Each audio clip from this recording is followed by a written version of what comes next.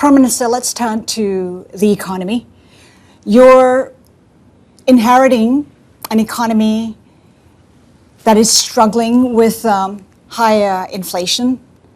What's the biggest challenge you face in getting the economy back on track? I reiterate the point, the first thing that any government should do, and particularly in my administration, is good governance, is democratic accountability. If you have a system, very clear policies to encourage investments, there's ease of doing business, fast, efficient, and not corrupt. Investors will come in. The previous government set a target of 5.5% for the fiscal deficit. Are you likely to maintain that? We will have to gradually reduce deficit, but it should not be at the expense of public welfare. I mean, the poor, education, health. So we have to navigate this very carefully. We are fortunate that the revenue from taxes has increased slightly, and of course from petroleum and gas also have increased. But our policy in terms of reducing this deficit must continue. What rate is more acceptable to Well, you? I'll announce on the budget day on the 24th. There is a GDP target as well of 4 to 5%. Is that a target you will maintain? Well, I'm more realistic. To me, a budget is not a political statement. Yeah? Economics is about facts and data and confidence.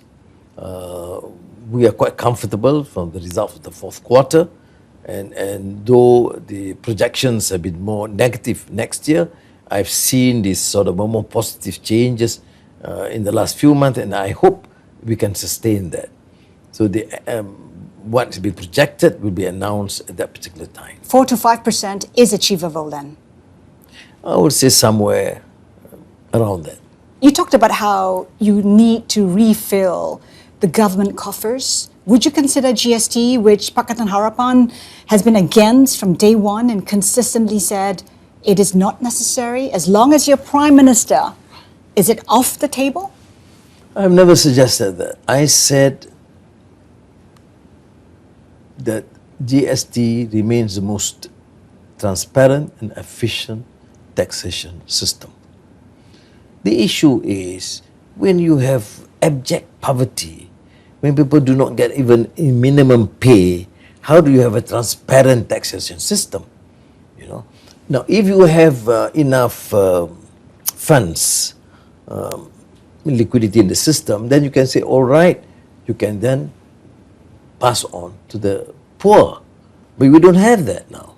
So I think any responsible leader should not delve into the issue of taxation until these basic issues affecting the poor and the general people are being dealt with.